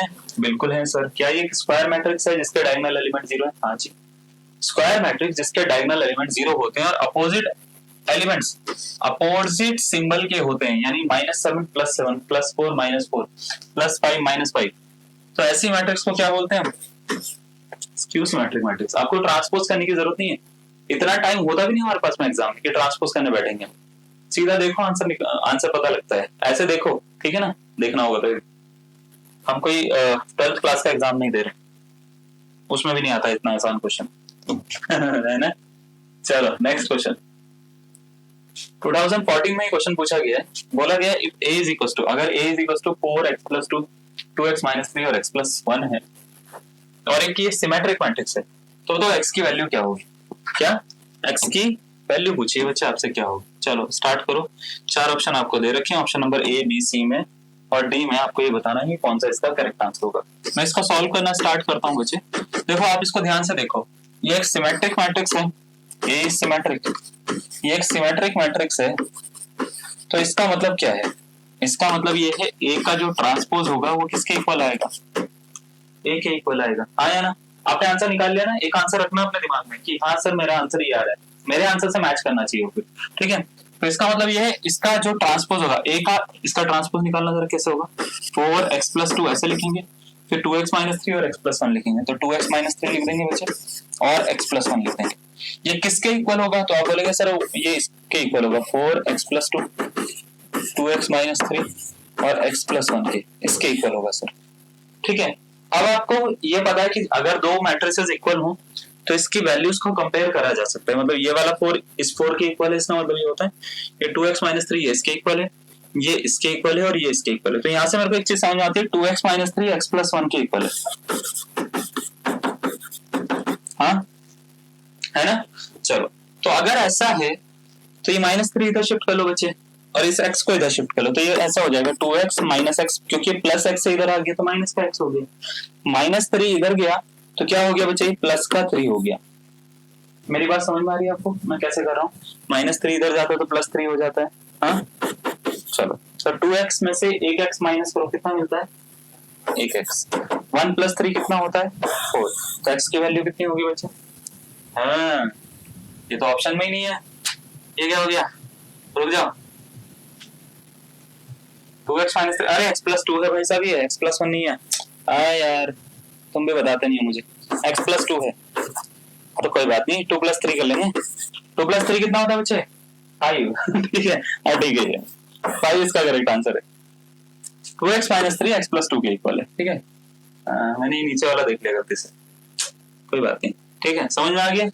ऐसे करना है इसको, इजी है, मतलब इतना टफ नहीं है ना? ऐसे करना है आपको, बन जाएगा, कोई दिक्कत वाली बात नहीं है। चलो आगे बढ़ते हैं। ठीक है, ये लो फिर एक क्वेश्चन है, स्टेटमेंट बेस्ड है, जल्दी करना। If A is a square matrix then A + A transpose क्या होता है? भाई साहब बता दिया क्या हमने तुम्हारे को? क्या होगा इसका? Option number A, B, C या D? जल्दी बताना। हाँ, अरे तुम तो बहुत खतरनाक इंसान हो, सही आंसर बता रहे हो तुम मुझे। कौन सा है इसका? बहुत बढ़िया, ऑप्शन नंबर बी इसका करेक्ट आंसर होगा, है ना? Option number B, B for be positive, मेरी तरह ना करो, है ना? Be positive, always be positive, है ना? क्योंकि आप अच्छे रहोगे तो अच्छे से एग्जाम भी दोगे, याद रखिएगा। एग्जाम वही बच्चा क्वालिफाई करता है जो दिमाग से पॉजिटिव रहता है। आप एग्जाम में जा रहे हो, क्या होगा, मैंने तो कुछ पढ़ा नहीं, मेरे 2 चैप्टर छूट गए, मेरे 3 चैप्टर छोड़ गए, कोई बात नहीं, है ना? कम से कम जो आता है उस पर तो फोकस करो। तो जितना जो माइंडसेट लेके चलोगे ना, ये विधि का विधान है भाई साहब। जिस तरह की तरंगों को, जिस तरह की जो शक्तियों को आप ज्यादा अट्रैक्ट करोगे, वही आपकी तरफ अट्रैक्ट होंगी। नेगेटिविटी को अट्रैक्ट करोगे, नेगेटिविटी ज्यादा आएगी। पॉजिटिव चीजों को अट्रैक्ट करोगे तो पॉजिटिविटी ज्यादा मिलेगी आपको, है ना? चलो एक क्वेश्चन है 2010 का सेकंड अटेम्प्ट। पूछा ये गया है, क्या पूछा गया है? पूछा ये गया है बच्चे कि अगर मान लेते हैं, consider the following statement in respect of a matrix A. A कोई मैट्रिक्स है और ए ट्रांसपोज इससे दिखाई रहे हम उसको a⁻t से। तो इसके ऊपर 2 स्टेटमेंट है, बताओ कौन सी करेक्ट है? ठीक है, पहली स्टेटमेंट दे रखी है A + A ट्रांसपोज क्या होगा? ऑलवेज सिमेट्रिक होता है। दूसरा दे रखा है A - A ट्रांसपोज होता है, ऑलवेज एंटी सिमेट्रिक होता है। कौन सी स्टेटमेंट इसकी करेक्ट है? Option number A, B, C या D? Very good, option number ए तो बिल्कुल करेक्ट है, स्टेटमेंट फर्स्ट वाली। A + A ट्रांसपोज क्या होता है? सिमेट्रिक होता है। A - A ट्रांसपोज क्या होता है? एंटी सिमेट्रिक होता है। एंटी सिमेट्रिक को एक और नाम से जानते हैं, स्क्यू सिमेट्रिक। तो स्क्यू सिमेट्रिक होता तो है ना? ये हमने अभी बताया था। तो इसका मतलब कौन सा ऑप्शन इसका करेक्ट है? दोनों ऑप्शन करेक्ट है, ऑप्शन नंबर ए और बी। हलवा लग रहे हैं ना क्वेश्चन अभी? ऐसे ही होता है वैसा, है ना? चीजें आती हैं तो चीजें हलवा ही लगती हैं। नेक्स्ट क्वेश्चन पे आ जाते हैं। चलो एक और क्वेश्चन देखो जरा। क्वेश्चन में बोल रहा है कि consider the following statement for 2 square matrices A and B. AB is symmetric, A² B² is symmetric। 2009 का क्वेश्चन है। 4 स्टेटमेंट से कौन सी स्टेटमेंट इसकी करेक्ट है आपको ये बताना है। Option number A, B, C या D? चलो स्टार्ट करो, देखें भाई तुम्हारे को कितना आ गया। कौन सा ऑप्शन इसका करेक्ट है? Option number A, option number B, option number C, option number D? सही करना, ठीक है? आंसर गलत मत बताना। मैं इसको सॉल्व करने की ट्राई करता हूँ। देखो आपसे बोल रखा है A जो है सिमेट्रिक है और B भी क्या है? सिमेट्रिक है। तो A ट्रांसपोज किसके इक्वल हो गया? A के, और B ट्रांसपोज किसके इक्वल हो गया बच्चे? B के। ये बोल रखा है ना कि ये दोनों कैसी मैट्रिसेस हैं? सिमेट्रिक है। ये दोनों सिमेट्रिक मैट्रिसेस, यानी A ट्रांसपोज A के इक्वल है, B ट्रांसपोज B के इक्वल है। अगर कभी ऐसा होता है बच्चे तो इसका मीनिंग क्या है? इसका मीनिंग ये है कि इसमें सारी प्रॉपर्टीज लग सकती हैं जो भी सिमेट्रिक मैट्रिक्स की होती है और ट्रांसपोज की होती है। तो सबसे पहले ही आपसे पूछा गया कि बताओ ए बी सिमेट्रिक होगा या नहीं होगा? ए बी सिमेट्रिक होगा या नहीं होगा? कोई मैट्रिक्स सिमेट्रिक तब होती है जब उसका ट्रांसपोज उसी के इक्वल आ जाए। तो अगर A B transpose A into B के इक्वल आ गया तो ये सिमेट्रिक होगा, अदरवाइज नहीं होगा। बट मुझे यहाँ पे क्या करना है, यहाँ पे एक प्रॉपर्टी होती है जिसको बोलते हैं डी मॉर्गन लॉ, उससे इसको खोलते हैं। तो हमको ये पता है कि जब भी ये ट्रांसपोज होल होता है तो ये ऑर्डर चेंज हो जाता है, मल्टीप्लाई में ऑर्डर चेंज हो जाता है। तो ये ए बी ना लिखकर इसको हम लिखते हैं B transpose into A transpose, आया ना? अच्छा, बी ट्रांसपोज बी लिख सकते हैं हम क्योंकि ये सिमेट्रिक मैट्रिक्स है। ए ट्रांसपोज को हम ए लिख सकते हैं क्योंकि ये सिमेट्रिक मैट्रिक्स है। तो ए बी का whole transpose is equal to हो गया बी इंटू ए के। बी इंटू ए को हम ए इंटू बी नहीं लिख सकते। बी इंटू ए जो होता है वो ए इंटू बी नहीं होता इन जनरल। तो इसको हम ऑर्डर को रिवर्स नहीं कर सकते। तो इसका मतलब ये सिमेट्रिक मैट्रिक्स की कंडीशन को सेटिस्फाई नहीं कर रही है, यानी इसको ए बी का whole transpose is equal to A B नहीं लिखा जा सकता। तो ये सिमेट्रिक मैट्रिक्स की कंडीशन को सेटिस्फाई नहीं कर रही है। तो पहला ऑप्शन तो गलत। अब दूसरा ऑप्शन चेक करते हैं। आपको ये समझ में आ रहा है क्या बोल रहे हैं? कोई भी मैट्रिक्स सिमेट्रिक कब होती है? जब उसका ट्रांसपोज उसी के इक्वल आ जाए, जैसे ए बी का होल ट्रांसपोज निकाल रहे हैं तो वो ए बी के ही इक्वल आ जाए। हमने सॉल्व करा, हमारा आंसर बी ए आ गया। बी ए और ए बी अलग अलग बातें हैं भाई साहब, तो इसका मतलब ये सिमेट्रिक नहीं होगी, ये कंडीशन को सेटिस्फाई नहीं कर रही। अब इधर देखो, दूसरा बोला है A square plus B square क्या सिमेट्रिक होगी, चेक करते हैं। तो A square plus B square symmetric check करने के लिए इसका क्या करना होता है, ट्रांसपोज करना होता है, ये करते हैं ना। अब प्लस में कैसे खोलते हैं ट्रांसपोज को, एक बार इसका ट्रांसपोज एक बार इसका ट्रांसपोज, तो ए स्क्वायर का ट्रांसपोज बी स्क्वायर का ट्रांसपोज, आगे बात समझ। स्क्वायर का मीनिंग क्या होता है, स्क्वायर का मीनिंग होता है बच्चे ए इंटू ए, इसका होल ट्रांसपोज। इसका मीनिंग क्या होता है, बी इंटू बी, इसका होल ट्रांसपोज, आगे बात समझ। अब इसको ट्रांसपोज को अंदर शिफ्ट कर दो, तो अंदर शिफ्ट करेंगे ऑर्डर चेंज होगा, ऑर्डर क्या ही चेंज करें, दोनों सेम ही तो है, ठीक है। तो इस ए को इधर लिख दो, इस ए को इधर लिख दो, तो क्या फर्क पड़ रहा है, तो A transpose into A transpose बन रहा है, ये बन रहा है B transpose into B transpose. A transpose की वैल्यू कितनी है बताना, ए है ना, तो ए इंटू ए हो गया प्लस बी इंटू बी हो गया। ए इंटू ए क्या होता है, A square plus B into B क्या होता है, बी स्क्वायर। तो A square plus B square का होल ट्रांसपोज किसके इक्वल आ गया बच्चे, A square plus B square के इक्वल आ गया। हाँ या ना, हुआ है ऐसा है ना। कभी भी ऐसा होता है किसी भी चीज का ट्रांसपोज निकालने पे वही चीज वापस आ जाएगा, तो ऐसी मैट्रिक्स को हम क्या बोलते हैं बच्चे, सिमेट्रिक मैट्रिक्स बोलते हैं। तो सिमेट्रिक है, क्वेश्चन में क्या बोल रखा है, सिमेट्रिक बोल रखा है, तो ये वाली स्टेटमेंट करेक्ट है। तो ऑप्शन नंबर बी इसका क्या है बच्चे, करेक्ट आंसर। इस तरीके से ये क्वेश्चन सॉल्व होते हैं, आपको समझ में आ रही है ना। ये हम प्रॉपर्टीज को कैसे लगाते हैं, क्या करते हैं, ये प्रॉपर्टीज लगाई है, मैंने कुछ नया नहीं करा है, सारी प्रॉपर्टीज लगाई है। जो ये है, ये प्लस वाली प्रॉपर्टी लगाई है, फिर मैंने ट्रांसपोज की प्रॉपर्टी लगाई है, फिर मैंने ऊपर से वैल्यू रखी है, सारी प्रॉपर्टीज लगाई है। मैंने कुछ ऐसा नहीं करा कि बहुत ही हवा कैलकुलेशन नहीं करती मैंने कि हाँ यार ये होगी नहीं, सब हो जाएगा, प्रॉपर्टी आनी चाहिए है ना, सब हो जाता है। तो कोई ऐसा टफ नहीं है, आपको चीजें आनी चाहिए। मैं हर बार यही बोलता हूँ, एग्जाम आपका टफ नहीं है, आपको चीजें आनी चाहिए, बस अगर आपको चीजें आती होंगी तो वो बन जाएगा। और कुछ बच्चे ये भी सोचते हैं कि सर अभी तो कुछ क्वेश्चन तो उनको इजी लगते हैं। अरे भाई साहब, आप हमारी सारी वीडियो देखिए, हम हर तरह के क्वेश्चन उसमें कवर करते हैं। जब भी आपको कोई भी टॉपिक करा रहे हैं तो टॉपिक हम बेसिक से स्टार्ट करते हैं, उसके बाद में हम सारी चीजें कवर करते हैं उसमें अगर आपको और चाहिए, हमने अपनी वर्कशीट बना रखी है, करके दिखाओ उस वर्कशीट को, आपको पता लग जाएगा। उस वर्कशीट को 2 बार करो, आपके एग्जाम के सारे क्वेश्चन आपसे बन जाएंगे, जितने भी क्वेश्चन है, ठीक है ना। चलो एक मैट्रिक्स के बारे में बता देते हैं, क्योंकि हम टाइप करवा रहे थे, टाइप थोड़े बहुत खत्म करवा देते हैं मैट्रिक्स के, ठीक है ना। एक होती है ऑर्थोगोनल मैट्रिक्स। ऑर्थोगोनल मैट्रिक्स बड़ी इजी है, कोई टफ नहीं है इसमें। अगर आपने क्या करा, कोई मैट्रिक्स है उसको इसके ट्रांसपोज के साथ मल्टीप्लाई कर दिया और आइडेंटिटी मैट्रिक्स बन गई। स्क्वायर मैट्रिक्स होती है सारी की सारी, जितनी भी मैट्रिक्स बता रहा हूँ मैं सब स्क्वायर है, ठीक है ना। तो ऐसी मैट्रिक्स को हम क्या बोलते हैं, ऑर्थोगोनल मैट्रिक्स बोलते हैं, ठीक है। फॉर एग्जाम्पल जैसे ए कोई मैट्रिक्स है, मैंने ऊपर देखो इसका एक एग्जाम्पल लिख रखा है 0 1 1 0। अगर मैं इसका ट्रांसपोज निकालता हूँ तो क्या निकलेगा, देखना जरा, इस 0 1 को ऐसे लिखूंगा, इस 1 0 को ऐसे लिखूंगा, सही है ना। ये ए ट्रांसपोज, इन दोनों को मल्टीप्लाई करो। अच्छा, क्या इसमें सिर्फ राइट मल्टीप्लीकेशन होती है, ऐसा नहीं है, कैसे भी मल्टीप्लाई कर सकते हो आप। इसको ऐसे भी मल्टीप्लाई करोगे तो भी आई ही निकलेगा इसका आंसर, ठीक है। आप राइट मल्टीप्लाई करो या लेफ्ट मल्टीप्लाई करो, इसका आंसर आई ही होगा। तो बच्चे 0 1 1 0 को हम क्या कर रहे हैं, 0 1 1 0 से मल्टीप्लाई कर रहे हैं।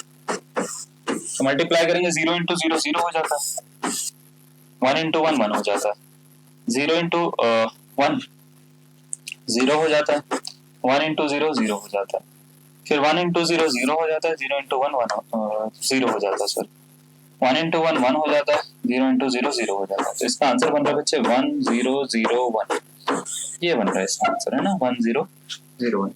अगर आप इसको ध्यान से देखो तो ये कैसी मैट्रिक्स है, आइडेंटिटी मैट्रिक्स है। तो कोई भी मैट्रिक्स अगर आप क्या करो, उसको उसके ट्रांसपोज से मल्टीप्लाई कर दो, किसी मैट्रिक्स को उसके ट्रांसपोज से मल्टीप्लाई कर दो, और मल्टीप्लाई करने पे उसका आंसर क्या आ जाए, आइडेंटिटी मैट्रिक्स आ जाए, ठीक है। तो ऐसी मैट्रिक्स क्या होती है बच्चे, ऑर्थोगोनल होती है। ऑर्थोगोनल की कुछ और भी प्रॉपर्टीज होती हैं, जैसे एक तो प्रॉपर्टी यही है कि A इंटू ए ट्रांसपोज किसके इक्वल होता है, I के इक्वल होता है, और इसको A ट्रांसपोज इंटू ए भी लिख सकते हैं। दूसरी प्रॉपर्टी यही होती है for an orthogonal matrix, orthogonal matrix, orthogonal matrix के लिए अगर आपको मान लेते हैं इनवर्स निकालना है तो वो ए ट्रांसपोज के ही इक्वल होता है। इनवर्स क्या होता है डिटर्मिनेंट में पता लगेगा अभी आपको, ठीक है। इनवर्स होता है फोर्थ ऑपरेशन वैसे ना मैट्रिक्स का। देखो मैट्रिक्स में टोटल 4 ऑपरेशन आपने पढ़े होंगे ना। एक तो प्लस होता है, मैट्रिक्स को हम ऐड कर सकते हैं। दूसरा मैट्रिक्स को हम माइनस कर सकते हैं, सब्ट्रैक्ट कर सकते हैं दो मैट्रिसेस को।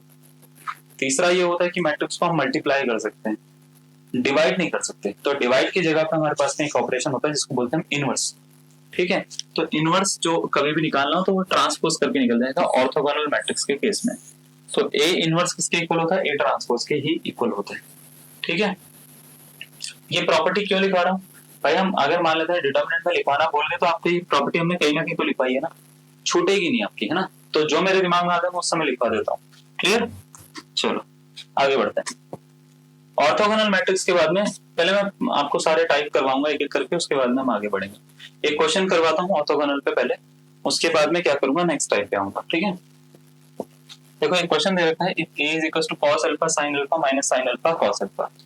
ये क्या है बच्चे, ऑर्थोगोनल मैट्रिक्स नहीं, ये बस एक स्क्वायर मैट्रिक्स है। Then what is a into a transpose equals to, तो a into a ट्रांसपोज क्या आएगा आपसे ये पूछा गया, ठीक है। a को a ट्रांसपोज से मल्टीप्लाई करोगे तो बच्चे क्या आएगा। 4 ऑप्शन आपको दे रखे हैं। क्वेश्चन ऐसा टफ नहीं है, इजी है, मैं आपको बताता हूँ कैसे करना है इसको। क्वेश्चन में ये बोल रखा है कि a कोई मैट्रिक्स है, a is equal to cos alpha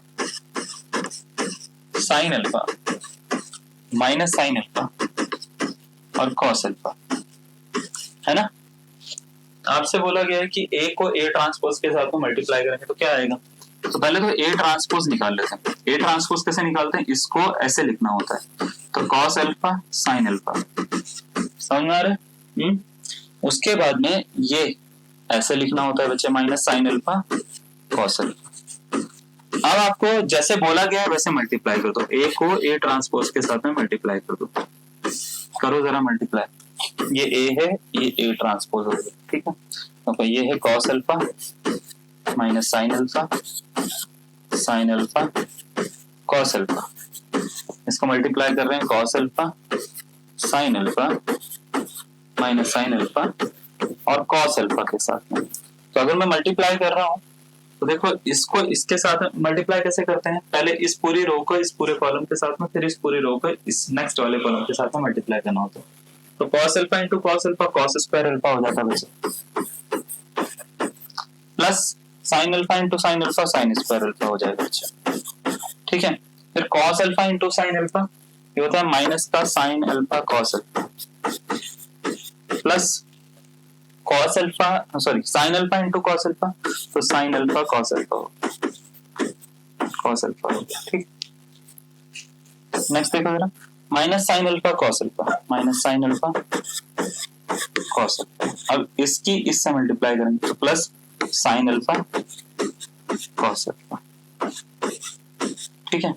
फिर इसकी इससे मल्टीप्लाई करेंगे तो ये हो गया sin स्क्वायर अल्फा, फिर इसकी इससे मल्टीप्लाई करेंगे तो ये हो गया cos स्क्वायर, ठीक है बच्चे। देखो ये तो कट गया ना, सेम ही है, जीरो आ रहा है, ये भी सेम है। देखो minus sin alpha plus sin alpha cos alpha plus sin alpha cos alpha, ये भी जीरो आ रहा है।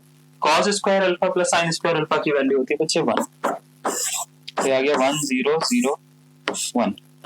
तो 1 0 0 1 ये एक मैट्रिक्स होती है आइडेंटिटी मैट्रिक्स। तो इन्होंने आइडेंटिटी कहीं वर्ड यूज करा, आइडेंटिफाई वर्ड यूज करा। अरे यार कैसे, गलत आंसर ठीक है। ऑप्शन नंबर बी, आइडेंटिफाई नहीं है, आइडेंटिटी है वो, ठीक है।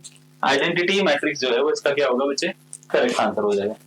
ये एक तरह की ऑर्थोगोनल मैट्रिक्स है, पता है आपको, ऑर्थोगोनल मैट्रिक्स है क्योंकि इसका ट्रांसपोज इसके साथ में मल्टीप्लाई करने पे आइडेंटिटी मैट्रिक्स बन गया। तो याद रखिएगा ऑर्थोगोनल मैट्रिक्स का कोई एग्जांपल कभी लेना पड़े आपको एग्जाम में, ये ले सकते हो या वो वाला ले सकते हो 0 1 1 0 वाला, बढ़िया एग्जांपल है दोनों।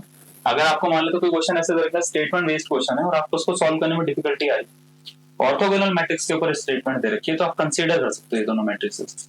ये वाली भी कंसीडर कर सकते हो, इससे पहले वाली जो करवाई है वो भी कंसीडर कर सकते हो। आपका आंसर निकालना आपके लिए ज्यादा इजी होगा, ठीक है, इन केस में।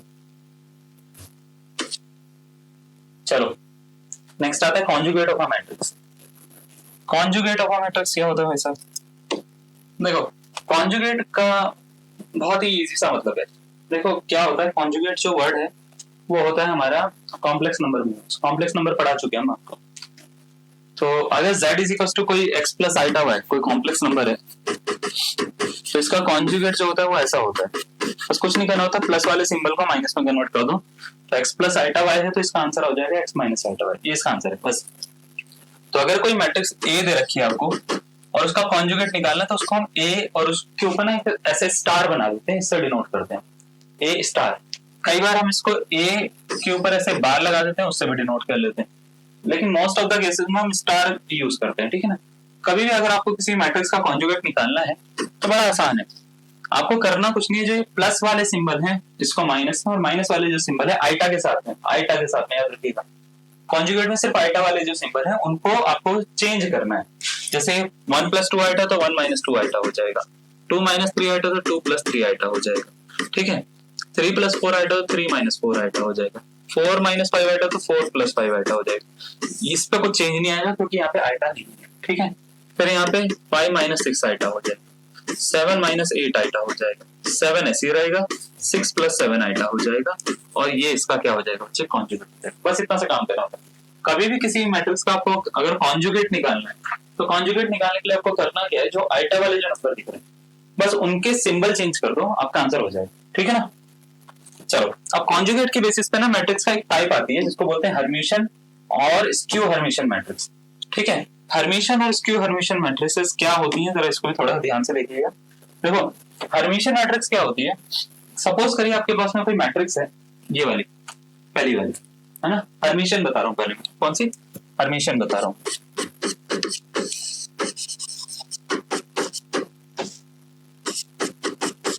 हर्मिशियन, ठीक है। सपोज करो आपके पास में कोई ए मैट्रिक्स है, ये वाली, ये जो लिख रखी है 1 4 प्लस 3 आइटा 4 माइनस 3 आइटा और क्या है बच्चे 5, ये मैट्रिक्स है। आपको ये चेक करना है कि ये हर्मिशियन है या नहीं है। अब हर्मिशियन मैट्रिक्स होती क्या है, अगर आपने क्या करा, किसी मैट्रिक्स का कॉन्जुगेट निकाल दिया और उसके बाद में उसका ट्रांसपोज निकाल दिया, कॉन्जुगेट निकाल के ट्रांसपोज निकाल दिया, मतलब पहले कॉन्जुगेट निकाला फिर हमने ट्रांसपोज निकाला, तो आपने दो ऑपरेशन लगाए एक साथ में, कॉन्जुगेट भी निकाला ट्रांसपोज भी निकाला। जब आप कॉन्जुगेट ट्रांसपोज दोनों निकालते हो किसी मैट्रिक्स का और वो मैट्रिक्स एक्चुअल मैट्रिक्स बन जाए, तो ऐसी मैट्रिक्स को हम बोलते हैं हर्मिशियन मैट्रिक्स। ऑब्वियसली ये भी एक स्क्वायर मैट्रिक्स ही होती है, तो जितनी प्रॉपर्टीज मैं बता रहा हूँ सारी की सारी स्क्वायर मैट्रिक्स में लगती हैं, ठीक है ना। तो अब कैसे करते हैं इसको देखो जरा। जैसे मान लेते हैं इसका मैं कॉन्जुगेट निकाल रहा हूँ, कॉन्जुगेट में क्या करेंगे हम, खाली सिंबल चेंज करेंगे, तो 1 4 माइनस 3 आइटा 4 प्लस 3 आइटा और 5 हो जाएगा, हाँ या ना। अब मैं इसका ट्रांसपोज कर रहा हूँ, देखो इसके ट्रांसपोज को, कॉन्जुगेट के ट्रांसपोज को या तो ऐसे लिखते हैं, कुछ कुछ बुक्स में ना ऐसे भी लिखा हुआ है, दोनों एक ही बात है। इसको हम पढ़ते हैं कॉन्जुगेट का ट्रांसपोज, ये जो थीटा वाला सिंबल है इसका मतलब ये दोनों का कॉम्बिनेशन, ठीक है। या तो आप ऐसे लिख लो या तो आप ऐसे लिख लो, अगर ऐसे लिख रहे हो तो भी ठीक है, ऐसे लिख रहे हो तो भी ठीक है, ठीक है। आपके एग्जाम में ज्यादातर वो ये वाला सिंबल डाल देते हैं, तो इसका मीनिंग पता होना चाहिए, एक के ऊपर थीटा लिख रखा है तो कॉन्जुगेट ट्रांसपोज की बात हो रही है। पढ़ते क्या है, कॉन्जुगेट ट्रांसपोज पढ़ते हैं इसको, ठीक है। अगर मैंने इसका ट्रांसपोज करा, देखो जरा 1 4 माइनस 3 आइटा फिर 4 प्लस 3 आइटा और 5 आएगा, ठीक है। तो अगर मैं आपसे पूछता हूँ कि क्या ये किसी के जैसा लग रहा है, तो आप बोलेंगे इसके जैसा लग रहा है सर जी, यही है बस, यही तो है। तो क्या है ये है। अगर ऐसा है तो इसका मतलब ये है कि भाई ए कॉन्जुगेट का ट्रांसपोज करा वो ए के ही इक्वल आ गया, इक्वल आ गया तो एक ऐसी मैट्रिक्स है, हर्मिशियन है, ठीक है। स्क्यू हर्मिशियन का एग्जांपल ये लिखा हुआ है बगल में। स्क्यू हर्मिशियन क्या होता है कि ऐसी मैट्रिक्स होती है जिसका कॉन्जुगेट का ट्रांसपोज करूं मैं अगर, तो माइनस ए के इक्वल आ जाए, बस सिंपल है। देखो स्क्यू हर्मिशियन के लिए मैं सपोज करूं स्क्यू हर्मिशियन, ठीक है, ये रहा एग्जांपल इसका। सपोज करो एक ए मैट्रिक्स है, इसका मैंने क्या करा, कॉन्जुगेट निकाला फिर ट्रांसपोज निकालूंगा। पहले कॉन्जुगेट निकालते हैं इसका, कॉन्जुगेट निकालेंगे तो 3 आइटा का कॉन्जुगेट होता है माइनस का 3 आइटा, 1 प्लस आइटा क्या होता है 1 minus iota, minus 1 plus iota minus 1 minus iota, minus iota क्या प्लस आइटा होता है।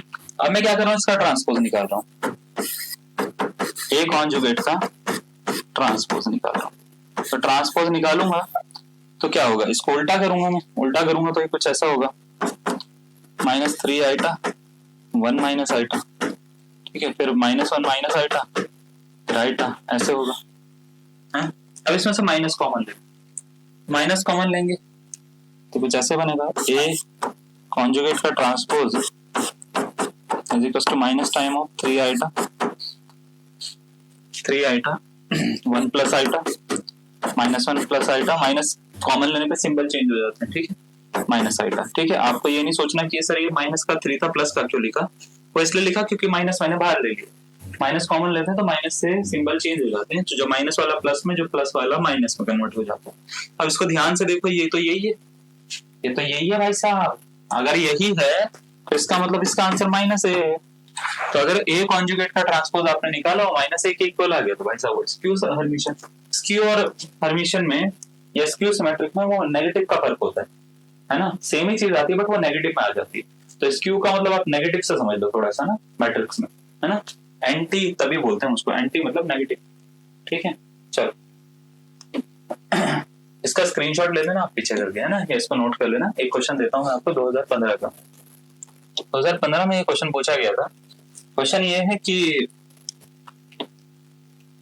आपको एक मैट्रिक्स दे रखी है, स्क्वायर मैट्रिक्स है, और आपसे पूछा गया है कि कैसी मैट्रिक्स है, सिमेट्रिक है, स्क्यू सिमेट्रिक है, हर्मिशन है, स्क्यू हर्मिशन है। अब देखो ये कुछ भी हो सकती है, पहले हमको ये देखना पड़ेगा, क्योंकि हर्मिशन स्क्यू हर्मिशन इन्होंने ऑप्शन में दे दिया, हम इसको कंजुगेट कर सकते हैं, नहीं दिया होता ऑप्शन में तो कंजुगेट करने की जरूरत नहीं होती, तो हम सीधा ट्रांसपोज करते हैं इसका।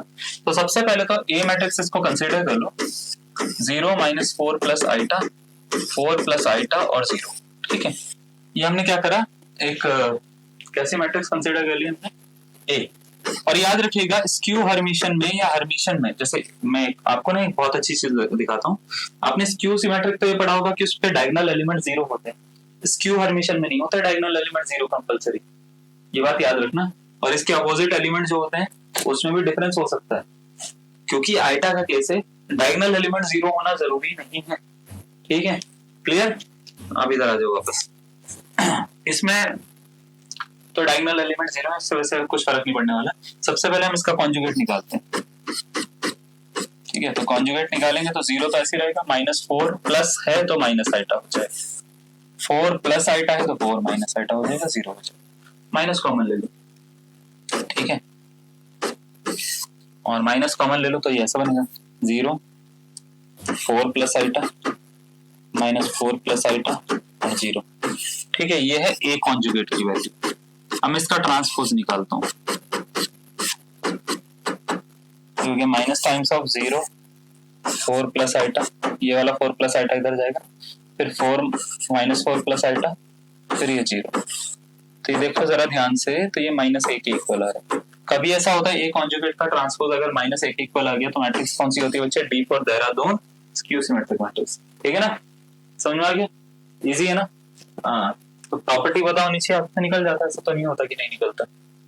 2015 का क्वेश्चन हल्के में सॉल्व कर दिया हमने, नोट करो इसको।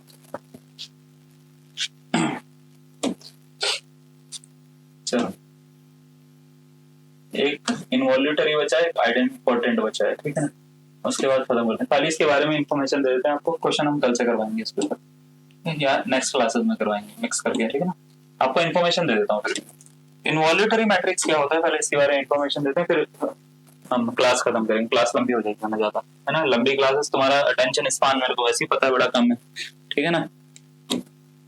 चलो इधर ध्यान से देखो, इनवॉल्यूटरी मैट्रिक्स क्या होगी, कोई मैट्रिक्स अगर आपने क्या करा उसका स्क्वायर कर दिया जी, स्क्वायर करने पे वो आइडेंटिटी मैट्रिक्स बन गई, है ना, ऐसी मैट्रिक्स को हम बोलते हैं इनवॉल्यूटरी। ठीक है, तो इसका एक एग्जांपल है, इसका स्क्वायर करना है, स्क्वायर मतलब इसको इससे मल्टीप्लाई करना, आपका क्या हो जाएगा, आइडेंटिटी मैट्रिक्स बन जाएगा। दूसरी मैट्रिक्स होती है इनवॉल्यूटरी के बाद में आइडेंपोटेंट। आइडेंपोटेंट मैट्रिक्स क्या होती है, आपने क्या करा, उसका स्क्वायर करा, उसकी कुछ पावर निकाली और वो वही पावर वापस आ गई, जरूरी नहीं है स्क्वायर पावर, nth पावर में भी ऐसी काम होगा। ठीक है, तो आपने उसकी कुछ पावर निकाली और वो बार बार वही आंसर आया। ऐसा होता है कि कई बार मैट्रिक्स है आपने उसका स्क्वायर भी कर दिया लेकिन वो फिर भी वही चीज वापस आ गई, ऐसी मैट्रिक्स आइडेंटिटी होनी जरूरी नहीं, कोई भी मैट्रिक्स हो सकती है, तो उस मैट्रिक्स को याद रखिएगा, उसका नाम बोलते हैं हम आइडेंपोटेंट। आइडेंपोटेंट मैट्रिक्स ये प्रॉपर्टी सेटिस्फाई करती है, तो आपने उसका स्क्वायर करो, कितनी पावर करो, बार बार वही आती रहेगी, बार बार वही आती रहेगी। ठीक है, तो ये दो चीजें हैं आपको याद रखनी है। इसका एग्जाम्पल ये है, करके देखिएगा इसको आप। ठीक है, आज हम इतना करते हैं, कल से हम डिटर्मिनेंट स्टार्ट करेंगे। ठीक है, मैं बता देता हूँ कैसे करेंगे। हम डिटर्मिनेंट स्टार्ट करेंगे, डिटर्मिनेंट में कुछ प्रॉपर्टीज उसकी बताएंगे, है ना, वैल्यू सब्स्टिट्यूशन मेथड भी बताएंगे उसमें। उसके बाद में हम क्या करेंगे, फिर हम क्या करेंगे, माइनर और को-फैक्टर स्टार्ट करके हम फिर एक साथ में क्वेश्चन लेने शुरू कर देंगे सबके, क्योंकि हमने माइनर को-फैक्टर जैसे ही करवाया, मैट्रिक्स का काफी सारा काम खत्म हो गया। फिर हम एक साथ में क्वेश्चन लेने लायक हो जाएंगे। तो हम क्या करेंगे, डिटर्मिनेंट का क्वेश्चन इतने कोशिश करेंगे कि इतने क्वेश्चन करवा दें आपको कि उसमें ज्यादातर प्रीवियस ईयर कवर हो जाए। ठीक है, तो आज के लिए इतना कर लेते हैं। आई होप आपको सारा का सारा समझ में आ गया होगा, है ना। अच्छा लगा होगा तो बताइएगा, बिल्कुल कमेंट वगैरह कर सकते हो। अगर आप तो कमेंट कर सकते हो, मैसेज कर सकते हो, कॉल कर सकते हो, जो आप कर सकते हो करके बिल्कुल बताइएगा अगर आपको अच्छा लगा तो। आज के लिए इतना ही, धन्यवाद, थैंक यू।